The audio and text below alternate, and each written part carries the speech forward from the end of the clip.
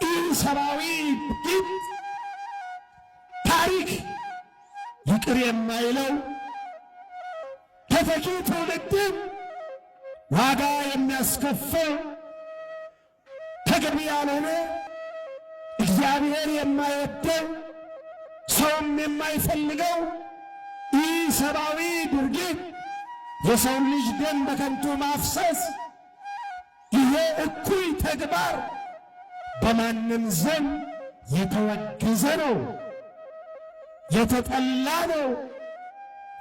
ክርስትና መከራ ክርስትና ያጠብቃታል።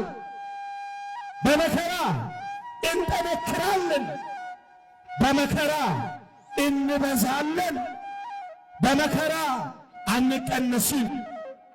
አየታችን ተበልተን እናልቃለን እንጂ በመነቃቀፋችን፣ በመሰዳደባችን፣ በመወዳደሳችን፣ አንዱ በአንዱ መፍረዳችን፣ ተለያይተን ለየብቻ ስንሮጥ ለየብቻ እየተበላን እናልቃለን እንጂ ዋጋ የለው።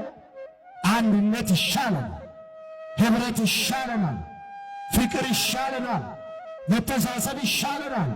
ገዳዮች ይሞታሉ። የማይሞት አለ እንዴ? ንገሩ። አለ እንዴ? የማይሞት አለ? የሚገሉ አይሞቱም? እስቲ ንገሩ። ሺህ ዘመን የሚኖር አለ? አለ እንዴ? ያለ የጊዜ ጉዳይ ነው። ዛሬ ስትገል ነገ ደግሞ ያንተ ተራ ሆኖ ትሞታለህ።